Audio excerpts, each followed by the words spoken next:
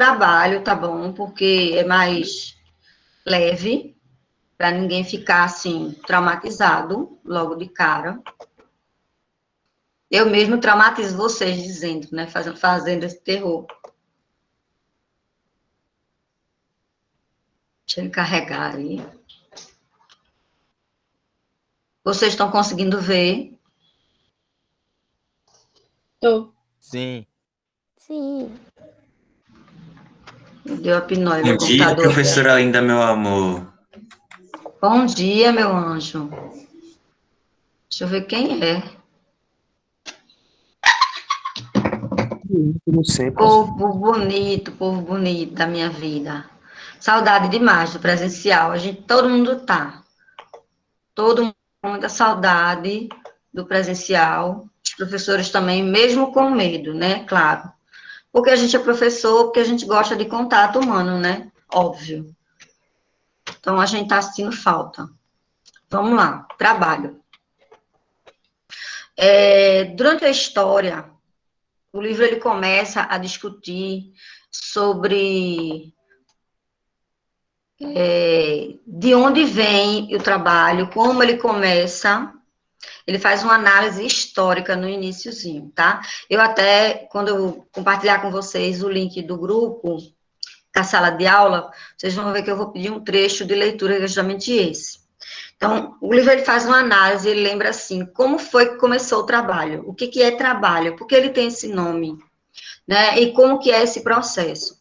Se a gente fosse remeter a aula de história, que não é minha, é de graça, vocês vão lembrar que lá na pré-história, a questão todinha, desculpa, gente, traficantes de São Paulo ligando para mim, eu vou desligar o som, perdão. Se você fosse remeter aquela fase da pré-história, você vai lembrar que o trabalho era dividido, que o homem, ele caçava e pescava, e a mulher, ela preparava todo o resto, né, e, inclusive, quem descobre a agricultura e começa a desenvolver a agricultura é a mulher, né, e aí a gente tem o trabalho na pré-história, sendo que, um pouco depois, a gente vai ver surgir o acesso de uma população invadir a outra população e fazer dessa segunda um grupo de escravos. Então, o trabalho, ele começa com a escravidão. Quando a gente começa a discutir o trabalho em si, a gente começa a discutir escravidão. Porque quando a gente fala de trabalho, a gente compreende mudar alguma coisa, produzir algo, construir algo. E caçar e plantar ainda não estava nesse nível, né?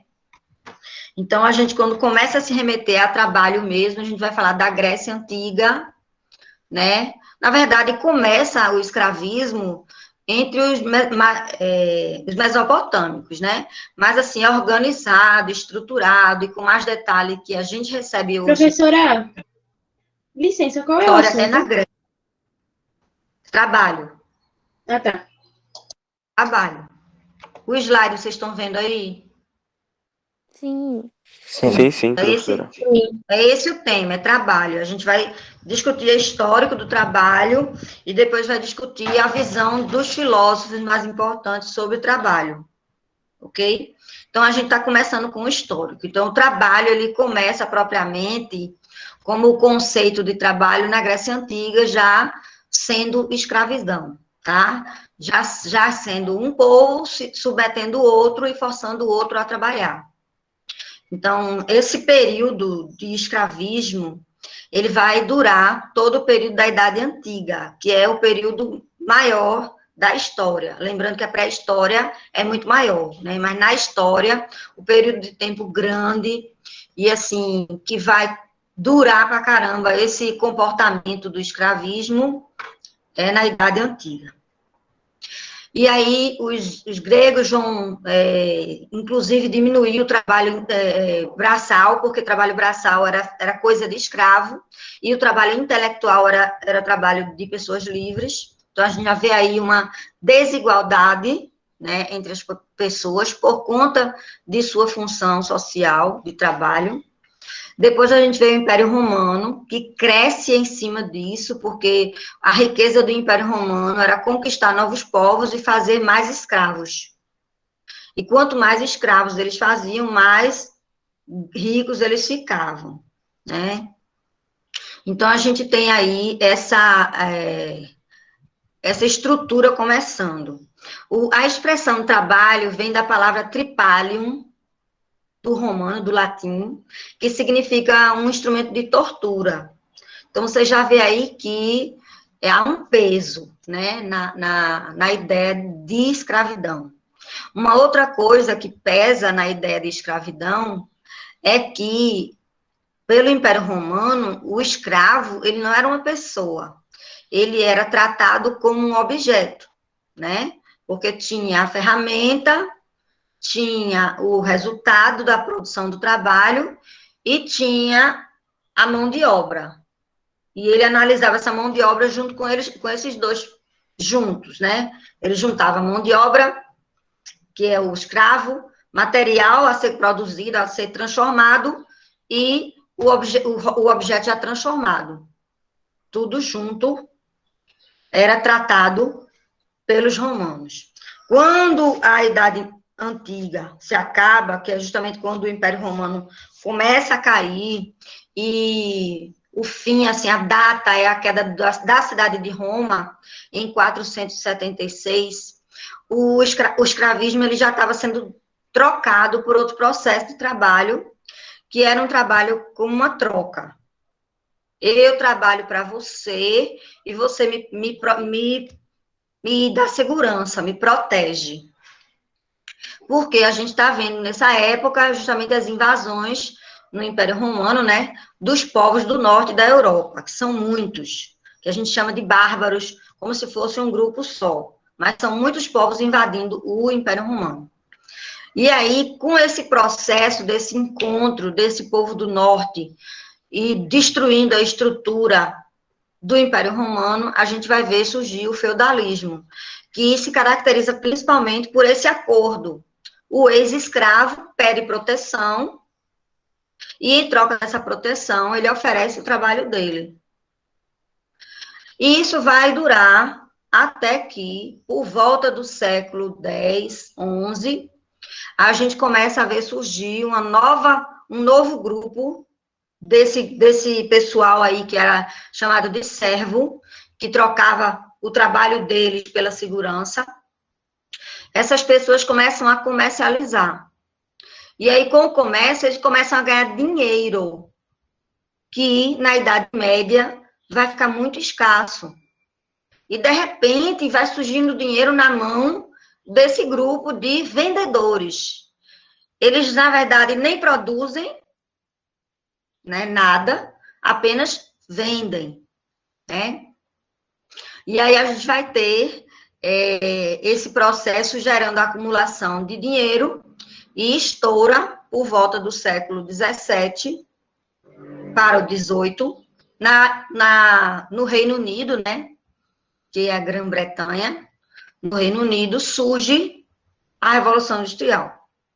E aí, com a Revolução Industrial, a gente tem uma outra forma de enxergar o trabalho.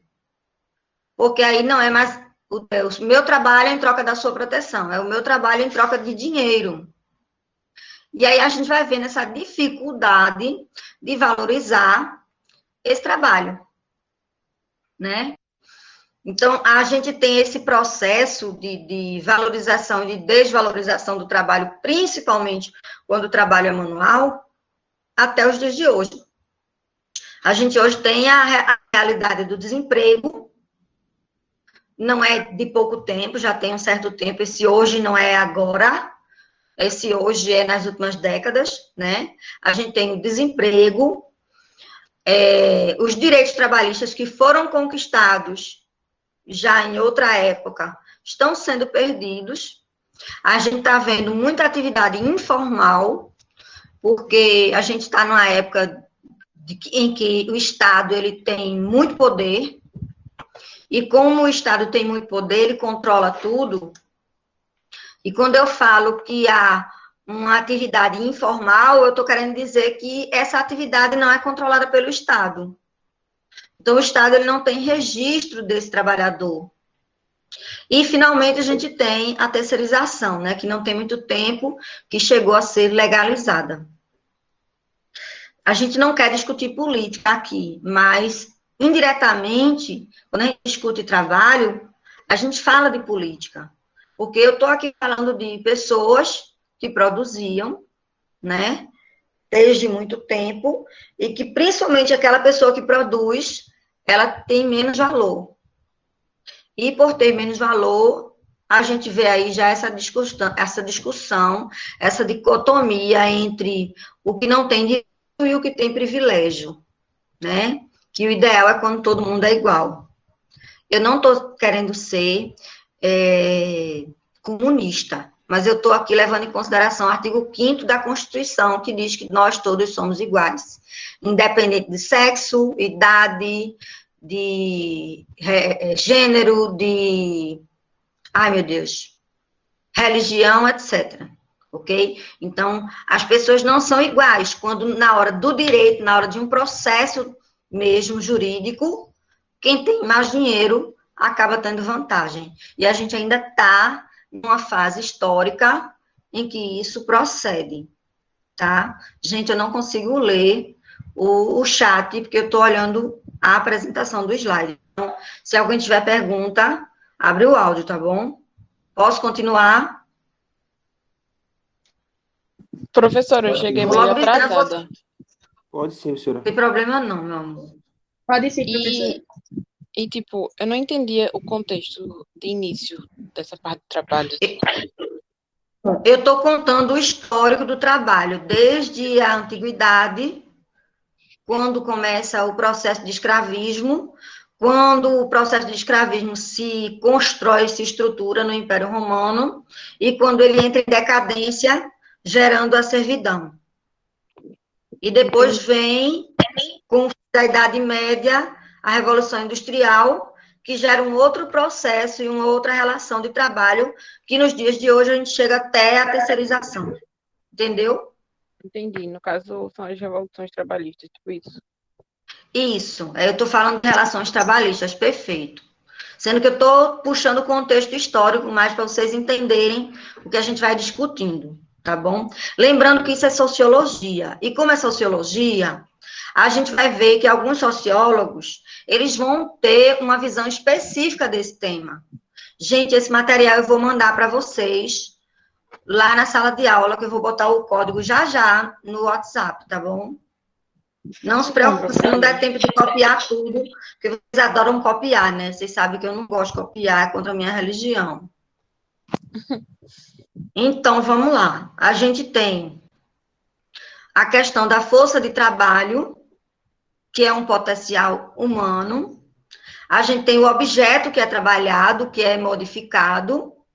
E a gente tem o meio de trabalho. Então, se a gente for fazer uma análise da pré-história, a gente vai entender que o trabalho não existia. Na verdade, o que existia era a subsistência. Quando começa o escravismo, é que a gente realmente começa a ter o trabalho. Que a gente tem essa relação aí.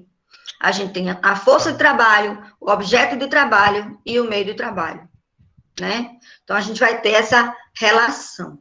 E quem faz uma análise disso, principalmente não, totalmente voltado para o capitalismo, porque ele viveu durante o surgimento desse capitalismo, ele nasceu por volta de 1700 para 1800, é o Karl Marx. E ele vê, nessa fase, quando o trabalhador, o artesão, que produzia aquilo que era dele, ele comprava matéria-prima, que é esse objeto, transformava esse objeto com seus próprios instrumentos e com a sua própria criatividade e vendia ele mesmo. E aí, quando a gente tem o surgimento da burguesia, a burguesia vai se apropriar dessa produção e vai comprar o objeto de trabalho e o meio de trabalho, que é o principal. E vai propor ao artesão que o artesão trabalhe para ele em troca de um salário fixo. Ô, professora, E aí o artesão que produzia... Oi. no caso, o objeto de trabalho seria o que o artesão montou? Isso, Entendi. exatamente. Vamos dar um exemplo específico, né? O artesão, ele produzia móveis, ele produzia cadeiras, e as cadeiras dele eram muito bem trabalhadas, então ele era um marceneiro. E aí ele vendia cada cadeira que ele produzia por um valor X. Vou dar um número, tá certo? Ele vendia a cadeira dele por R$ 100. E ele passava o dia inteiro trabalhando para produzir uma cadeira. Então, todo dia, ele produzia R$ 100. Se ele vendesse, a cada dia ele teria R$ 100. Quando o burguês se apropria do objeto de trabalho e do meio de trabalho e contrata o potencial humano, que é a pessoa que vai produzir, que é o artesão, ele coloca o artesão num galpão que é dele, do burguês, e diz ao artesão, você agora não vai produzir só uma cadeira, você vai produzir várias cadeiras. E aí ele contrata três, quatro artesãos, e aí ele vai criar uma linha de montagem. E nessa linha de montagem, ele vai dividir. Ele vai colocar Jonathan para cortar a madeira, ele vai colocar Gustavo para montar a cadeira e vai colocar Felipe para fazer os acabamentos de lixamento para poder entregar a cadeira. Teoricamente, se eu tenho 3 artesãos, eu teria 3 cadeiras, certo? Por dia. Não tem problema não, Gleison. Eu estou gravando, tá? E aí a gente coloca lá no canal do YouTube e compartilha na sala de aula que eu vou passar para vocês o código. Sim, gente, coloca o nome mesmo nessa lista aqui, porque fica lá registrado. Porque como não é um institucional, é melhor ficar o nome de vocês aqui mesmo, tá bom? Sim. Então, vamos lá. Professora, Teoricamente, esses... Oi. mas já que tinha 3 pessoas para fazer cada função, então aumentava o salário para cada um? Cada um deveria receber um salário? Pois é. Aí é que tá. O burguês, ele fazia um acordo de salário. Eu vou te dar R$ 100 por dia. Não era o que tu ganhava? Tu vai trabalhar, vai produzir R$ 100, vai ganhar R$ 100 por dia. Só que na hora do trabalho em si, como ele tinha 3 artesãos, ele fazia com que esses trabalhadores produzissem pelo menos o dobro do que eles produziriam sozinhos. Como ele fez uma linha de montagem, cada um faz uma parte, a produção fica mais rápida. E aí, esse burguês, ele vai ganhar 6 a 10 cadeiras. Professora, Ou seja, enquanto ele paga R$ 300 para os trabalhadores, ele ganha de R$ 300 a, deixa eu fazer a conta, R$ 700 diários. Essa diferença aí, esses R$ 700 diários, o Marx vai chamar de mais-valia. Porque o artesão perdeu o controle. Ele produz mais e ele não é dono daquilo que ele produziu. É isso que a gente chama de alienação. Ele meio que Tá se claro? vendeu. Ele se vendeu. Você falou agora uma coisa que eu queria dizer. É um tipo de escravismo, né, minha gente? Se você for fazer uma análise, é um tipo de escravismo. É claro que, segundo a Constituição, o que configura a escravidão não é exatamente isso, né? É estar em más condições de trabalho, em má condição de moradia, sem alimentação e estar preso, né? Mas se você for analisar que quando você faz um contrato de trabalho, que você não pode trabalhar para outra pessoa, que você não pode trabalhar para você mesmo, que você tem um controle total, o burguês tem um controle total da sua produção, você realmente se vendeu, né? Ah, Luan, depois tu Realmente. me ensina como é que a gente troca essa imagem atrás da gente aí. Eu gostei. Depois você me ensine, viu? Tá claro, minha gente, até aqui. Tá sim, Professora, professora. Tá sim. e Diga, Giovana.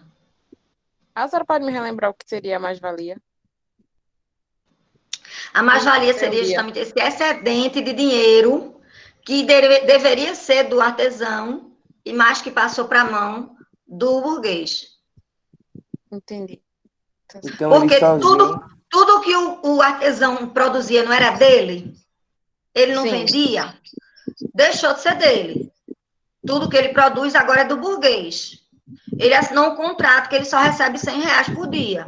a mais-valia seria a Mas, superfaturação dos burgueses em cima dos artesãos? isso. Por quê? Porque o burguês obriga o artesão a trabalhar e produzir muito mais do que uma cadeira por dia que ele produzia antes. E esse excedente aí, quem ganha é o burguês. Entendeu? Entendi. Bom, deixa eu ver. E essa perda Realmente. aí a gente chama de desapropriação. Pronto. Então, eu tenho um salário que é R$ 100 e esses 700 que fica na mão do burguês a gente chama de mais-valia. Que, na verdade, é o salário do artesão que é perdido, que ele vende, né? Então, no fim das contas, a gente pensa assim, quem é que sustenta quem? O trabalhador sustenta o burguês ou é o burguês que sustenta o trabalhador? O trabalhador que sustenta o burguês. Trabalhador, burguês. Trabalhador. Por isso que quanto mais trabalha, mais o burguês fica rico. E a gente Isso que já é está uma trabalhando sofre. análise, Mesmo, isso já é uma professor. análise do Marx, tá certo, minha gente? Já é uma análise do Karl Marx, tá? Aí ele discute que há essa desigualdade social por conta dessa exploração, porque o trabalhador ele vai ganhar menos, então ele vai viver com mais dificuldade, e isso ele chama de exploração. E na análise ele diz que isso é a base do capitalismo. O capitalismo ele não existe se não tiver essa relação de exploração, tá? E aí ele é contra isso.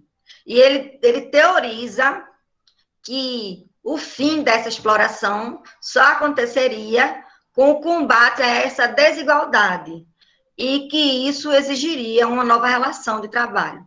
E que quem tinha que levantar para mudar tudo isso era esse trabalhador, que ele chama de proletariado. Tá?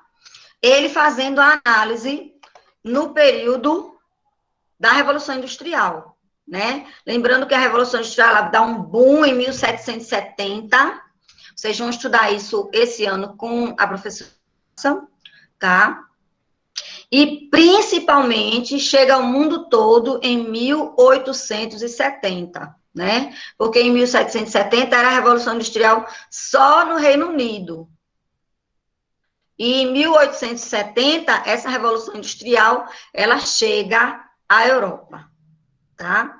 E se a gente for fazer uma análise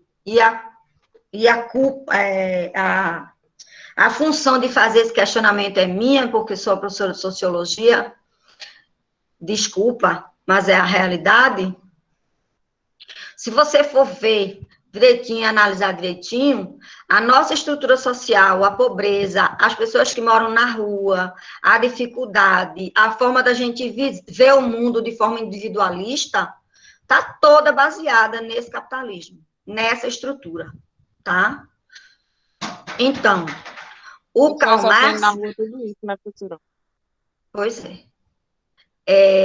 o Karl Marx, na verdade, ele não cria uma teoria do socialismo. Ele analisa o capitalismo e ele chega à conclusão de que essa exploração tem que acabar.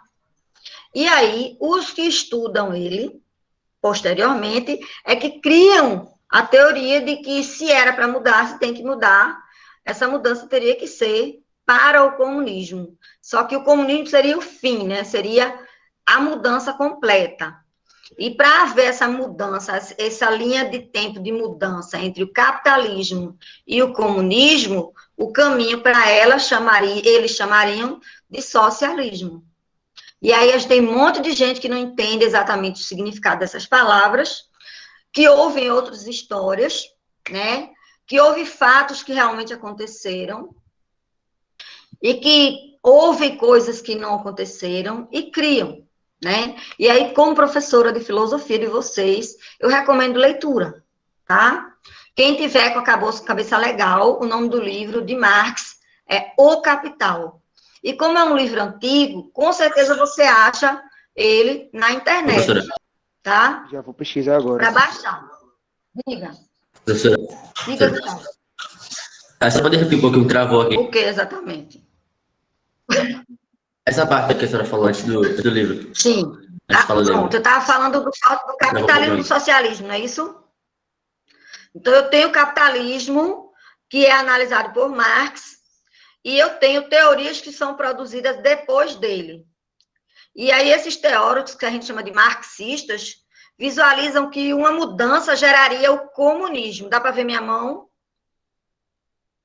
Geraria o comunismo. E o caminho para esse comunismo, a gente chama de socialismo.